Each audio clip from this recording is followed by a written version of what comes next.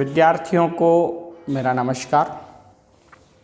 मैं हूं दीपक मेहता और आप देखना शुरू कर चुके हैं आपका अपना YouTube चैनल सेंट्रल मिशन।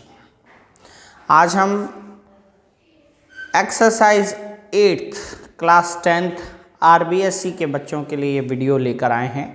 ये वीडियो का दूसरा भाग है। पहले वीडियो में हमने इस एक्सरसाइज को किस तरह से सॉल्व करते हैं, इस एक्सरसाइज में क्वेश्चंस को किस तरह से रीड करते हैं, इस एक्सरसाइज में हम क्वेश्चन को रीड करने के बाद किस तरह से डायग्राम बनाते हैं, ये सब हमने उस वीडियो में पढ़ा था और क्वेश्चन नंबर 1 से लेकर के क्वेश्चन नंबर 4 तक कंप्लीट किए थे। मुझे उम्मीद है वो वीडियो आपने देख लिया होगा। यदि नहीं देखा हो तो यहाँ पर आई बटन पर क्लिक करके पहले वो वीडियो देखिए, उसके ट्रिक्स एंड मेथड्स समझिए और फिर वापस इस वीडियो पे आइए। अब हम शुरू करते हैं आज का नया वीडियो, जो उसका पार्ट 2 वीडियो है हमारी एक्सरसाइज 8 का।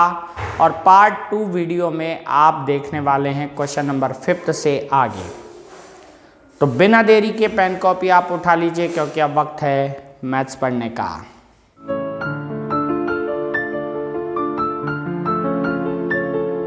क्वेश्चन नंबर 5वां मैं आपको बता देता हूं। क्वेश्चन नंबर 5 है, एक नदी के ऊपर एक पुल, एक नदी के ऊपर एक पुल नदी के तट के साथ 45 डिग्री का कोण बनाता है। अ bridge above the river makes an angle of 45 degree with the bank of river. यानी कि नदी के किनारे के साथ वो 45 डिग्री का एंगल बनाता है। कौन? एक पुल। देखिए कैसे बनाता है, हम इसका डायग्राम यदि बनाएं तो कैसा बनता है। ये क्वेश्चन नंबर 5 है। बिना देरी के मैं क्वेश्चन नंबर 5 आपको बता रहा हूँ। क्वेश्चन नंबर 5 में मान लीजिए कि ये रिवर है, ये एक नदी है। इस नदी के 2 किनारे हैं, एक ये किनारा है, एक किनारा है, दोनों बैंक हैं और एक पुल है। ये पुल इस तरह से इस किनारे के साथ 45 डिग्री का एंगल बनाता है। 45 डिग्री का एंगल ये बना रहा है। पुल की लंबाई दे रखी है, नदी की चौड़ाई हमें ज्ञात करनी है। तो नदी की चौड़ाई जो है वो ये होगी, this is the breadth of river. तो ये ट्राइंगल हम देख पा रहे हैं, ट्राइंगल बन रहा है। पुल की लेंथ को हम AB अज्यूम कर सकते हैं, AB मान सकते हैं। और नदी की लंबाई को, नदी की चौड़ाई को हम BC मान सकते हैं। और हम इसे फाइंड कर लेते हैं x मानकर। इसको हम x मान लेते हैं और इसे फाइंड करेंगे। इस तरह से हमारा ये एक ट्राइंगल तैयार हो गया, डायग्राम तैयार हो गया। मैंने कहा था आपसे क्वेश्चन को बहुत अच्छे से पढ़िएगा और क्वेश्चन को बहुत अच्छे से पढ़कर अगर आप डायग्राम सही बनाएंगे तो ये एक्सरसाइज आपको बहुत अच्छे से आ जाएगी। तो कहा क्या गया था इस क्वेश्चन में, मैं एक बार रिपीट कर देता हूँ कि एक पुल है जो नदी के ऊपर है, उसकी लंबाई 150 मीटर है और वो नदी के ऊपर है। और नदी के एक किनारे के साथ with the bank of river 45 degree का एंगल बनाता है, 45 डिग्री का कोण बनाता है। ये देखिए नदी के किनारे के साथ 45 डिग्री का कोण बना रहा है। और 45 डिग्री का कोण बनाने के बाद आपको नदी की चौड़ाई ज्ञात करनी है। तो नदी की चौड़ाई यहाँ से यहाँ तक होगी, इसे हमने x मान लिया है। तो जो डायग्राम में आपको दिख रहा है वो आपको सबसे पहले लिखना है। तो यहाँ हम लिख लेते हैं नदी की चौड़ाई। इंग्लिश में यदि लिखेंगे तो हम लिखेंगे ब्रेड्थ ऑफ रिवर।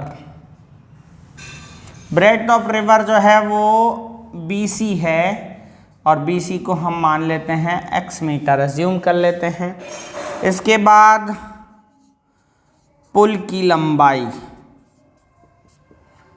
पुल की लंबाई यानी length of river, length of bridge, length of bridge जो है वो AB है और वो है आपका 150 मीटर।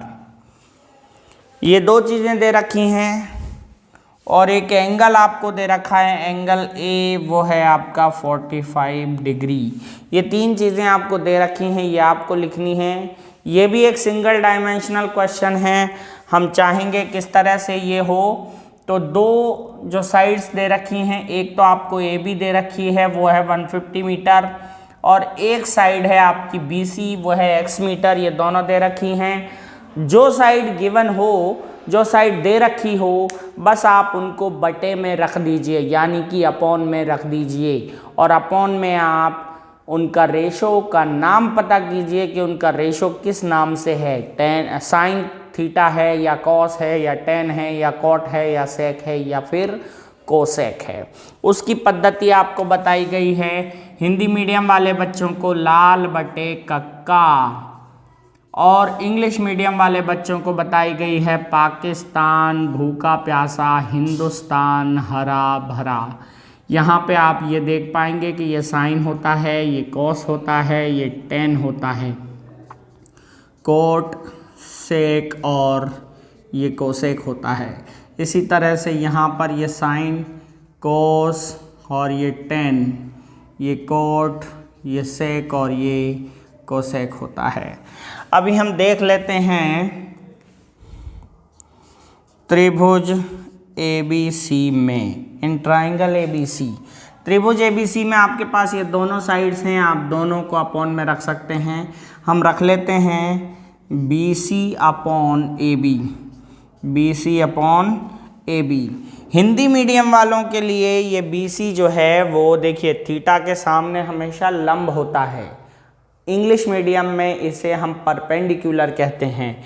थीटा के साइड जो अपोजिट साइड होती है वो हमेशा लंब या परपेंडिकुलर कहलाती है, तो हम इसे लंब और परपेंडिकुलर मान सकते हैं। और इसके बाद ये जो 90 डिग्री के सामने होती है वो हमेशा हाइपोटेनियस अर्थात कर्ण होती है। ये जो साइड है वो क्या है, कर्ण। तो हम समझें ये परपेंडिकुलर लंब और ये कर्ण, लंब बटा कर्ण हिंदी मीडियम के लिए और perpendicular upon hypotenuse English medium के लिए। याद रखिएगा लंब बटा कर्ण, देखिए आप लंब बटा कर्ण कौन सी थीटा है, साइन थीटा। इंग्लिश मीडियम वाले बच्चों के लिए परपेंडिकुलर अपॉन हाइपोटेनियस है। तो ये देखिए यहाँ भी साइन थीटा है, इसका मतलब ये जो रेशो हमने लिया है वो कौन सा है, साइन थीटा का है। तो हम यहाँ लिख सकते हैं साइन और थीटा यहाँ पर 45 डिग्री है, तो ये लिख दिया। बस हर सवाल में यही तरीका है।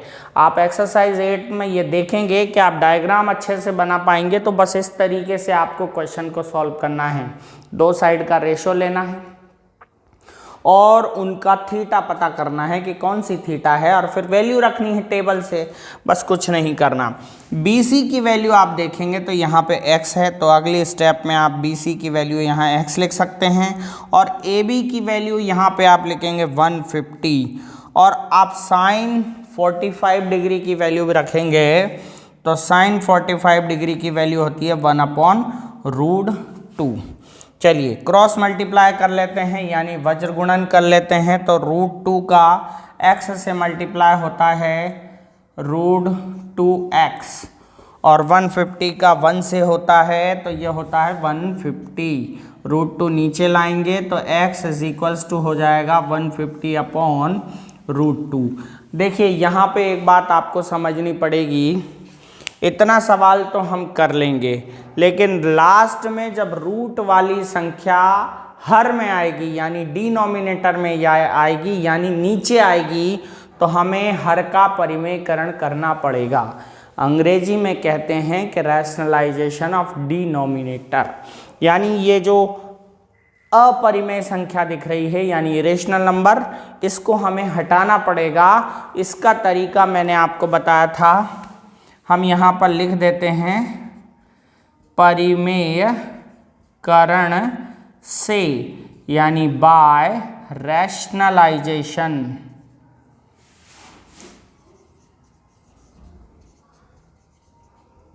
रैशनलाइजेशन, तो रैशनलाइजेशन करेंगे x is equals to 150 upon root 2। इसका तरीका क्या होता है, जो नीचे है आप उसी से मल्टीप्लाई कर दीजिए। तो ये रैशनलाइजेशन का तरीका होता है, रूट 2 से मल्टीप्लाई कर रहे हैं तो 150 का रूट 2 से मल्टीप्लाई करेंगे तो 150 रूट 2, और रूट 2 का रूट 2 से मल्टीप्लाई करेंगे तो यहाँ पे आएगा 2, और 2 से 150 को डिवाइड कर दीजिए तो ये हो गए 75 टाइम, यानी x की वैल्यू आपके आ गई है 75 रूट 2। यानी कि x की वैल्यू, ये वाली वैल्यू जो है यानी नदी की चौड़ाई है, यानी कि ब्रेड्थ ऑफ रिवर है, वो आई 75 रूट 2। हम यहाँ लिख सकते हैं सो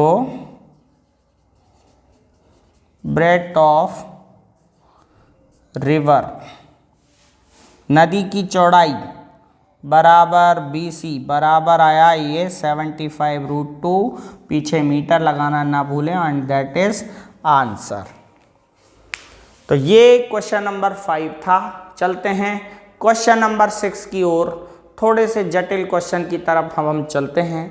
क्वेश्चन नंबर 5 आपने सीखा, ये एक तरह से रिवीजन था आपका, क्वेश्चन नंबर 1 से 4 तक आपने कर ही लिया था। सिंगल डायमेंशनल का एक रिवीजन हो गया। अब हम चलते हैं डबल डायमेंशनल क्वेश्चन पर। क्वेश्चन नंबर 6 आप खुद करिएगा, खुद सॉल्व करिएगा। मैं इसका डायग्राम आपको बना के दिखा देता हूँ। क्वेश्चन नंबर 6 है, दो खंभों के शीर्ष जिनकी ऊंचाई 20 मीटर और 14 मीटर है, 2 poles with the height of 20 metre and 14 metre, यानी दो खंबे हैं जिनकी ऊंचाइयां 20 मीटर और 14 मीटर है, उनके शीर्ष एक तार से जुड़े हुए हैं, connected with the wire top of these poles.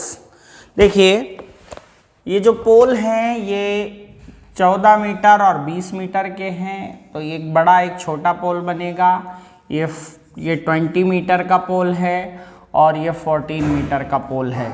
दोनों के जो टॉप्स हैं वो वायर से जुड़े हुए हैं, ये बना दिया हमने वायर। पोल के नेम हम लिख देंगे AB एंड CD। वायर से हमने कनेक्ट कर दिया है। देखिए जब आपको दो चीज़ें पैरेलल दिखाई दें तो आपको छोटी वाली चीज़ से एक बेस बनाना है ज़रूर। छोटे वाली जो हाइट है उससे आपको कनेक्ट करना है parallel to the level of ground. Ground level के पैरेलल एक लाइन खींचनी है, समांतर एक रेखा खींचनी है, और वो हमेशा खींचनी है। अगर दो चीज़ें इस तरह से हों, एक बड़ी एक छोटी, तो आप छोटे वाले से पैरेलल लाइन ज़रूर खींचेंगे। तो ये खींच दी है हमने। यहाँ पे ई नेम इसको हम दे देते हैं। बोला गया है कि 14 मीटर हैं, 20 मीटर है, खंबे और तार से जुड़े हुए हैं। यदि तार क्षैतिज रेखा के साथ 30 डिग्री का कोण बनाता है, ये एक क्षैतिज रेखा हमने बना दी, इसी को कहें हम हॉरिजॉन्टल लेवल, और ये हो गया आपका 30 डिग्री का एंगल। 30 डिग्री का एंगल बनाता है। तो फिर तार की लंबाई ज्ञात कीजिए। लेंथ ऑफ वायर अपन को फाइंड करना है। तो देखिए आप यहाँ देख सकते हैं 14 मीटर है, तो ये जो AE है ये 14 मीटर ही रहेगा। और इसके बाद क्योंकि ये टोटल 20 है तो ये बचा हुआ कितना रहेगा, 20 - 40 इज इक्वल्स टू 6 मीटर। तो BE 6 आ गया है। आपको लेंथ ऑफ वायर पता करना है, यानी इसको x मान लीजिएगा। वही परपेंडिकुलर अपॉन हाइपोटेनियस जाएगी, साइन थीटा होगी, जो आपके क्वेश्चन नंबर 5 में आई थी। तो आप इसको सॉल्व करके लेंथ ऑफ वायर पता कर सकते हैं। इस क्वेश्चन में ये भी पूछा जा सकता था कि पोल की डिस्टेंस कितनी है आपस में, दोनों पोल्स की डिस्टेंस यानी दोनों पोल के बीच की दूरी कितनी है। अगर आपको ये पूछा जाता तो आप ये अपॉन ये ले लेते और इसको आप कुछ भी मान सकते थे। दोनों ही कंडीशन इस क्वेश्चन में लागू होती हैं। या तो आपको लेंथ ऑफ वायर यानी कि तार की लंबाई पूछी जाएगी, या फिर दोनों खंभों के बीच की दूरी पूछी जाएगी। जो भी पूछी जाए आप उसको एज्यूम करके अपॉन में रख सकते हैं। तो बहुत आसान है। चलिए हम डबल डायमेंशनल क्वेश्चन की तरफ चलते हैं। ईमानदारी से क्वेश्चन नंबर 6 को सॉल्व करके कमेंट बॉक्स में ज़रूर बताइए कि आपने क्वेश्चन नंबर 6 सॉल्व कर लिया है। क्वेश्चन नंबर 7 की तरफ चलते हैं और क्वेश्चन नंबर 7 है कि किसी मीनार के आधार से A तथा B दूरी पर उसी सरल रेखा में दो बिंदुओं से मीनार के शिखर के उन्नयन कोण 30 डिग्री व 60 डिग्री हैं। The angle of elevation of the top of the tower from the 2 points of distance A and B from the foot of tower, यानी कि जो टावर का, भी आपको इस प्रश्न को मैं विस्तार से समझाता हूं कि एक खंबा है, उस खंबे के टॉप को जमीन के लेवल पे 2 पॉइंट्स हैं, एक यहाँ है एक यहाँ है, यहाँ और यहाँ से दोनों जगह से इस पॉइंट्स को देखा जा रहा है, यानी दोनों को देखने पर उनके एंगल ऑफ एलिवेशन बन रहे हैं 30 डिग्री और 60 डिग्री। बोला गया है 30 डिग्री और 60 डिग्री एंगल हैं, कहाँ से? जमीन के 2 पॉइंट से। चलिए हम शुरू करते हैं और पहले डायग्राम बनाते हैं। डायग्राम बनाने के लिए हमें एक पोल बनाना पड़ेगा, एक टावर बनाना पड़ेगा। ये टावर हो गया है, इस टावर के टॉप को देखा जा रहा है। कहाँ से देखा जा रहा है? आधार के कोई 2 बिंदुओं से, फ्रॉम 2 पॉइंट्स। देखिए कौन कौन से बिंदु हो सकते हैं, कौन कौन से पॉइंट्स हो सकते हैं। ये दोनों हो सकते हैं, इन दोनों से इसके टॉप को देख रहे हैं। पहले हम इस टावर यानी मीनार के हाइट को AB एज्यूम कर लेते हैं, AB मान लेते हैं, और यानी उसका नाम AB दे देते हैं और एज्यूम कर लेते हैं इसकी हाइट H होगी। और ज़मीन के 2 पॉइंट जो हैं वो C और D हम इसको एज्यूम कर लेते हैं, या हम इसको C और इसको D नाम दे देते हैं, क्योंकि डिस्टेंस जो है वो बताई गई है A और B। कहाँ से? ये जो 2 पॉइंट्स हैं उनकी जो डिस्टेंस है पॉइंट A से, यानी फुट ऑफ टावर से, वो है A और B। यहीं से C की डिस्टेंस जो है वो A बताई गई है, और यहीं से D की डिस्टेंस जो है वो B बताई गई है। ठीक है, क्वेश्चन में इस तरह से दे रखा है A greater than B। A greater than B का मतलब है A बड़ी लेंथ है और B छोटी लेंथ है, तो हमने A को बड़ा ले लिया है और B को छोटा ले लिया है। From the foot of tower, tower के आधार से, पाद बिंदु से दूर हैं 2 बिंदु। कितनी दूर हैं? एक बिंदु A मीटर दूरी पर है और दूसरा बिंदु B मीटर दूरी पर है। तो इस तरह से हमने 2 पॉइंट्स ले लिए हैं। इन दोनों पॉइंट से इस टावर के शिखर को देखा जा रहा है, तो यहाँ पे दृष्टि रेखा बनाइए, यहाँ से भी बनाइए, टावर को देखिए, टावर के टॉप को देखिए, और दोनों पॉइंट से जो एंगल हैं वो कितने बन रहे हैं एलिवेशन के, यानी कि उन्नयन कोण कितने बन रहे हैं? 30 और 60। तो पहले इसका बनेगा 30 और दूसरे का बनेगा 60। इनमें गलती नहीं करिएगा, कभी भी कम एंगल जो बनता है वो दूर बनता है और जो ज़्यादा एंगल बनता है वो पास में बनता है। कंफ्यूज होने की कोई आवश्यकता नहीं है। यहाँ 30 और यहाँ 60 मत लिखिएगा, जितनी दूर होगा एंगल कम बनेगा। तो 30 डिग्री दूर है और 60 डिग्री पास में है, पास में एंगल ज़्यादा बनता है, तो यहाँ पे आप ध्यान रखना। ये हमारा डायग्राम कंप्लीट हो गया। अब इस क्वेश्चन को हम सॉल्व करेंगे। पूछा गया है find the height of tower, tower की ऊंचाई ज्ञात कीजिए। तो टावर की ऊंचाई हमने मान ली है। टावर इंग्लिश में कहते हैं और हिंदी में मीनार कहते हैं। इस मीनार की ऊंचाई H मीटर मान ली। हम यहाँ पर जो हमने बनाया है हम उसे लिख लेते हैं। सबसे पहले हमने मीनार बनाई, मीनार को कहते हैं टावर, और उसकी हाइट है AB, उसको हमने H मान लिया है, एज्यूम कर लिया है कितना? H। फिर लिखेंगे बिंदु C की मीनार से दूरी, इंग्लिश में लिखेंगे distance of point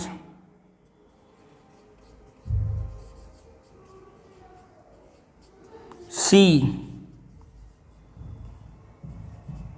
from tower. Name है इसका AC डिस्टेंस है और वो है A। इसके बाद सेम लिखेंगे बिंदु D की मीनार से दूरी, ये सेम पूरा का पूरा वैसा का वैसा आएगा लेकिन डिस्टेंस होगी AD और AD है B। ये और अब एंगल्स जो हैं वो लिख लेते हैं। Angle C is equals to 30 degree and angle D is equals to 60 degree. ये तो हमें जो दिया गया था वो हमने लिख लिया है। अब आगे इस क्वेश्चन को सॉल्व कैसे करना है, क्योंकि इसमें 2 ट्राइंगल्स हैं। अभी तक हमने 5 क्वेश्चन जो किए हैं वो सारे सिंगल ट्राइंगल वाले क्वेश्चन थे। अब ये डबल ट्राइंगल वाला क्वेश्चन आ गया है, तो घबराने की कोई ज़रूरत नहीं है। जो थ्योरी हमने पहले करी थी सिंगल क्वेश्चन में, वही थ्योरी अपनानी है, वही तरीका अपनाना है, कोई दिक्कत नहीं है। नथिंग टू एक्स्ट्रा, कोई अलग नहीं करना है आपको। तो चलिए हम शुरू करते हैं। और सबसे पहले इन 2, क्योंकि यहाँ पर अब एक बात को याद रखिएगा कि दोनों ही ट्राइंगल आपको राइट एंगल ट्राइंगल यानी कि समकोण त्रिभुजों पर ही काम करना है।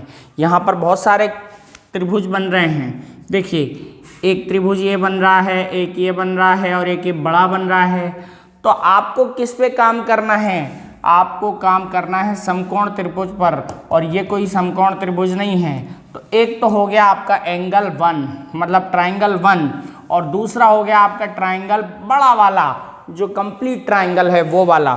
तो पहले आप छोटा ट्राइंगल ले सकते हैं। चलिए हम ट्राइंगल ABD ले लेते हैं, उसी तरीके से हम सॉल्व करेंगे। तो लिखेंगे त्रिभुज ABD में आपको जो जो साइड दे रखी है आप उस साइड को रेशो में रख लीजिए। जैसे AB तो H है और इसमें इस साइड का कोई लेना देना नहीं है। यही साइड हमें दी गई है AD दी गई है B। तो AB अपॉन AD हम लिख लेते हैं AB अपॉन AD। अब आपको इनको रेशो देखना है कि कौन सी ट्रिग्नोमेट्रिक रेशो में ये आते हैं, उसका नाम क्या है। तो देखिए यहाँ पे आप हिंदी में समझें तो ये लंब और ये आधार है, तो लंब बटा आधार। अंग्रेजी में समझें तो परपेंडिकुलर अपॉन बेस, और लंब बटा आधार और परपेंडिकुलर बेस जो होते हैं वो tan थीटा होती है। तो हम यहाँ पे इसको लिख लेंगे tan। अब इस ट्राइंगल की थीटा कितनी है? 60 डिग्री है, तो आप यहाँ पे लिख दीजिए 60 डिग्री। AB का मान आप रख दीजिए H और AD का मान रख दीजिए B। तो ये H अपॉन B हो गया। साइन 60 की वैल्यू tan 60 की वैल्यू आप जानते होंगे, टेबल से देखिएगा √3 अपॉन 1। हम क्रॉस मल्टीप्लाई कर लेंगे तो ये हो जाएगा H is equals to √3B equation. अब यहाँ पे देखिए, आप एक ट्राइंगल को सॉल्व कर लेते हैं, कोई एग्जैक्ट मान नहीं आता है, तो आप इसको इक्वेशन यानी समीकरण नंबर 1 नाम दे सकते हैं। और इसके बाद अब आपको दूसरा ट्राइंगल लेना है, त्रिभुज A। अब ये देखिए दूसरा ट्राइंगल बड़ा है, कंप्लीट है, राइट एंगल है, ABC। तो त्रिभुज ABC में इन ट्राइंगल ABC फिर आपको रेशो लेना है उसी तरह से। तो ये और ये वाला रेशो ही इसमें भी आ रहा है, क्योंकि ये वैल्यू भी दे रखी है और ये वैल्यू भी दे रखी है। तो AB बटा AC हो जाएगा अब, और ये भी लंब बटा आधार है यानी कि परपेंडिकुलर अपॉन बेस। ये भी tan थीटा होती है, लेकिन इस त्रिभुज की जो थीटा है वो 30 डिग्री है।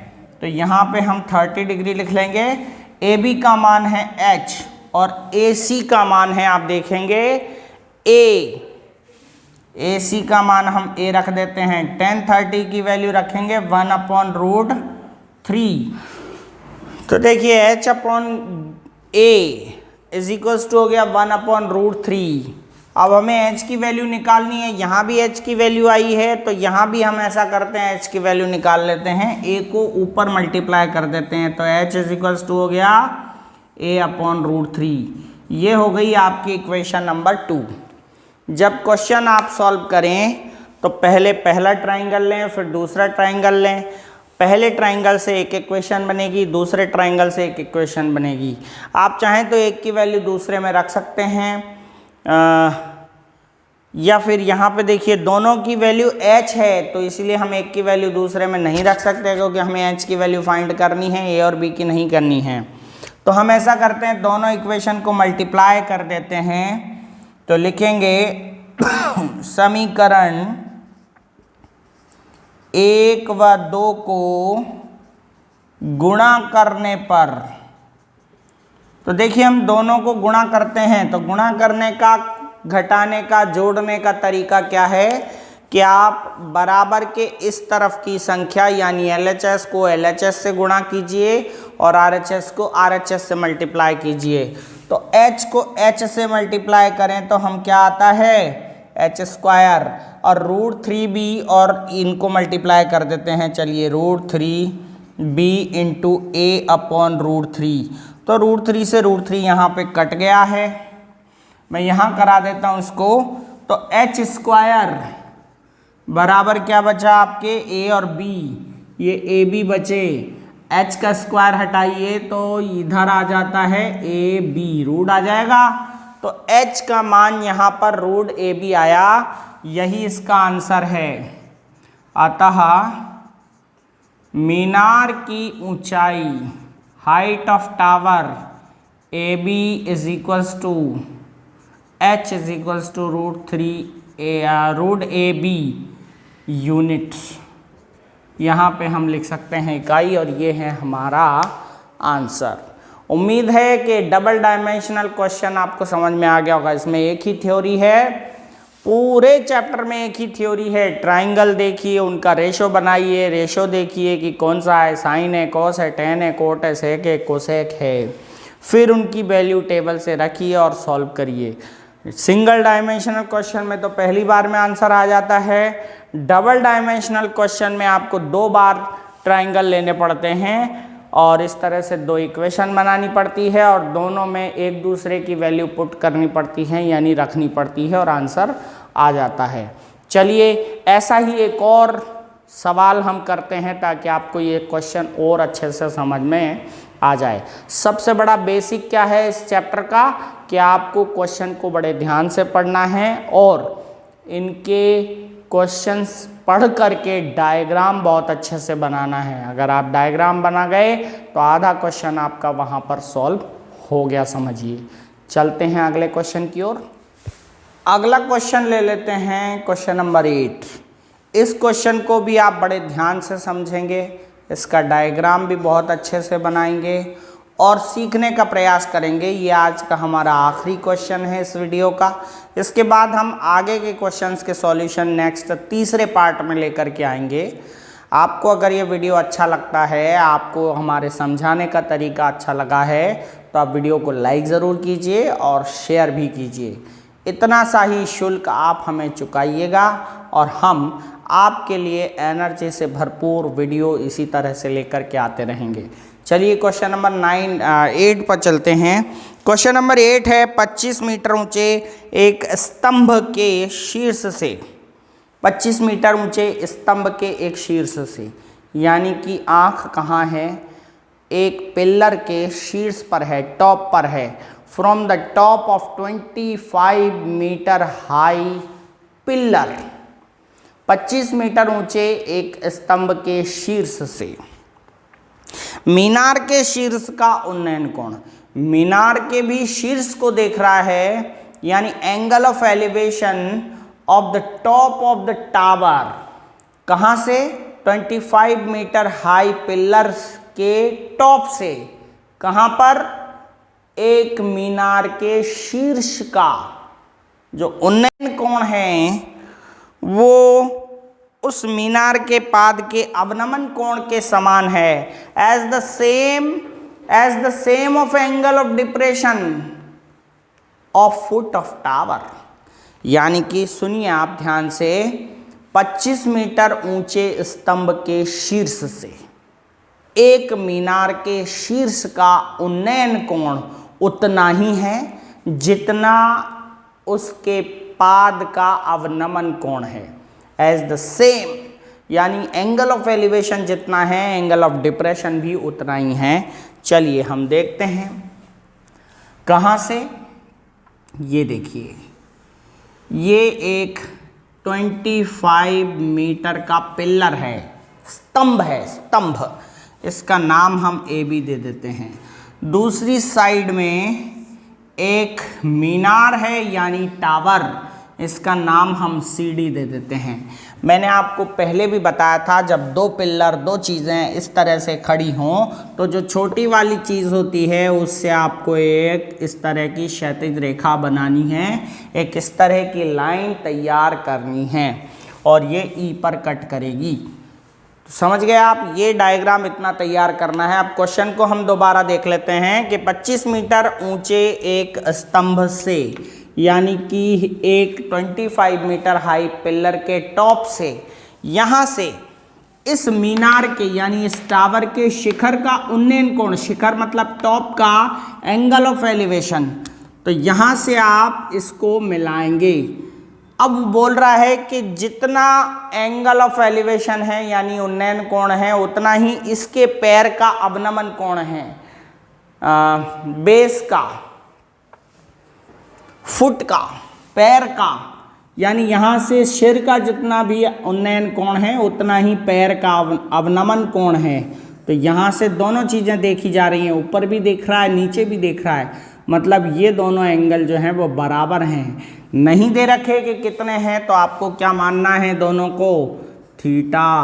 अब देखिए आप, यहाँ से आपने ये जो लाइन खींची है इसका मतलब यह है कि ये जितना बड़ा है उतना ही यहाँ पर होगा, यानी ये 25 तो आपका होगा ही होगा। बचा हुआ कितना है पता नहीं है, तो बचे हुए को आप h मान लेंगे, एज्यूम कर लेंगे, और दोनों के बीच का जो डिस्टेंस है उसको आप x एज्यूम कर लेंगे।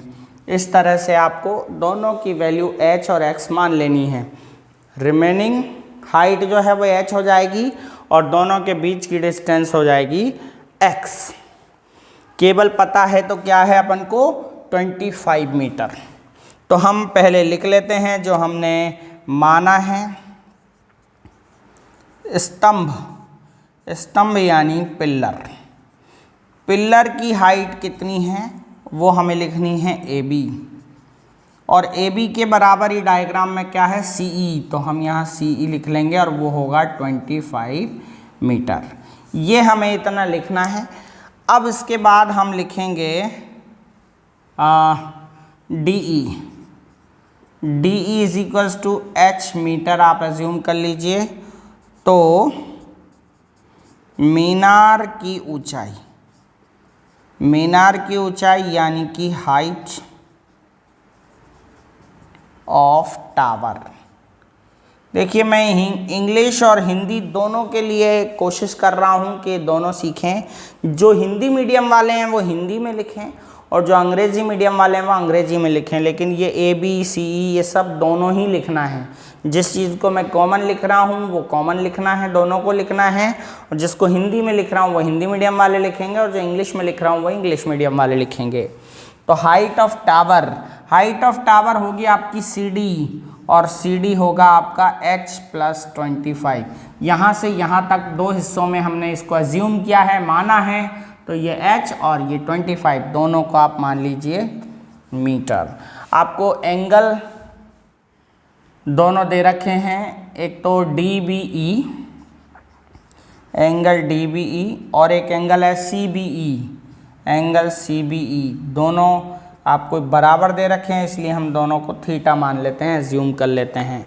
पूछा क्या गया है, पूछा गया है टावर की ऊंचाई ज्ञात कीजिए, हाइट ऑफ टावर ज्ञात कीजिए। तो देखिए इसको, इस क्वेश्चन में भी वही करना है आपको। दो राइट एंगल ट्राइंगल लेने हैं जिनमें थीटाएं दे रखी हों।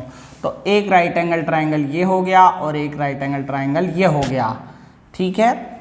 तो ये दोनों आप ले लीजिए और इनको सॉल्व कर लीजिए। देखिए सबसे पहले हम ये करते हैं, इसको लेंगे क्योंकि इससे हमें एक अननोन है और एक नोन है, तो एक ये x की वैल्यू आ जाएगी। फिर जब x की वैल्यू आ जाएगी तो हम इसका रेशो भी ले लेंगे।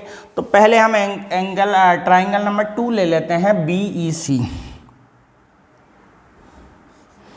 त्रिभुज BEC में आप ये वाली साइड और ये वाली साइड दोनों को अपॉन में ले लीजिए, CE अपॉन BE। इनका आप पता भी कर लीजिए, थीटा ये है तो लंब होगा यानी परपेंडिकुलर, और ये आधार होगा यानी बेस। तो लंब बटा आधार यानी परपेंडिकुलर अपॉन बेस जो है वो tan थीटा होती है। तो यहाँ हम tan और थीटा अकेला लिख लेंगे क्योंकि हमें थीटा दे नहीं रखी है। CE की वैल्यू आपके पास है 25 और BE की वैल्यू है x, और यहाँ पे tan थीटा ही रहेगी। ये हम मान लेते हैं इक्वेशन नंबर फर्स्ट। चलिए अब हम आगे बढ़ते हैं। तो यहाँ चलते हैं इस ट्राइंगल में। तो दूसरा ट्राइंगल ले लेते हैं, ट्राइंगल BED में। इसमें भी आप DE अपॉन BE ले लीजिए, और ये भी परपेंडिकुलर क्योंकि थीटा के सामने परपेंडिकुलर यानी लंब, और ये आधार लंब बटा आधार यानी परपेंडिकुलर अपॉन बेस है। तो ये भी आपके tan थीटा होती है, और DE की वैल्यू आप h मान लीजिए और BE की वैल्यू आप x मान लीजिए, और ये भी हो गया आपके tan थीटा। इक्वेशन नंबर 2 यहाँ पे आप एज्यूम कर लीजिए। तो अब ऐसा करते हैं, दोनों इक्वेशन में tan थीटा है, यहाँ भी है, तो दोनों इक्वेशन बराबर हैं, मतलब दोनों की एक एक साइड बराबर है तो दूसरी साइड भी बराबर होगी। तो हम ऐसा ही कर लेते हैं, समीकरण 1 व 2 से, यानी दोनों को बराबर करना पड़ेगा क्योंकि दोनों की एक एक साइड बराबर है तो दूसरी साइड को आप बराबर लिख सकते हैं। तो आप क्या लिखेंगे, 25 upon x is equals to h upon x। यहाँ x से x यहाँ कैंसिल कर देते हैं। अगर आप ऐसे ना करें तो क्रॉस मल्टीप्लाई करने के बाद कैंसिल हो जाएंगे। बात वही है, h की वैल्यू यहाँ 25 आ गई। तो हमें तो मीनार की ऊंचाई निकालनी है, तो h की वैल्यू 25 आने पे मीनार की ऊंचाई बहुत आसानी से आ जाएगी। मीनार की ऊंचाई यानी height of tower, height of tower आपने AB माना था और AB को आपने लिखा था h + 25। देखिए यहाँ पर लिखा, सॉरी CD, AB नहीं CD माना था और CD की वैल्यू h + 25 मानी थी। तो h की वैल्यू 25 आ गई है और पहले से ही 25 है, तो कुल मिला के ये हो गया 50 metre, and this is the answer. तो ये इस तरह से आपको इस क्वेश्चन को करना है। इस तरह के क्वेश्चन सारे आने वाले हैं और आप बहुत अच्छे से कर पाएंगे। मुझे उम्मीद है कि आपको ये वाला क्वेश्चन और ये जो हमारा प्रयास है समझ में आया होगा। अगली वीडियो में हम और क्वेश्चंस लेकर आने वाले हैं और वो हमारा इस एक्सरसाइज का आखिरी वीडियो होगा। उसके बाद हम नेक्स्ट एक्सरसाइज लेकर आएंगे। तो आप प्रैक्टिस करते रहिए और इस आधार पर आगे के क्वेश्चंस को भी सॉल्व कर लीजिए। अगर आपसे क्वेश्चन सॉल्व नहीं होते हैं तो कमेंट बॉक्स में बताइए, हम उन क्वेश्चंस को बेहतरीन तरीके से आपको बताएंगे। आपको वीडियो अच्छा लगा हो तो वीडियो को लाइक कीजिए और शेयर भी कीजिए। आपका वीडियो देखने के लिए बहुत बहुत धन्यवाद। अगर आपको हमारा वीडियो अच्छा लगा है तो इस वीडियो को लाइक करें, शेयर करें, वो रेड बटन को भी क्लिक करके ग्रे कर देना। मैं मिलूंगी नेक्स्ट वीडियो में, तब तक के लिए बाय बाय।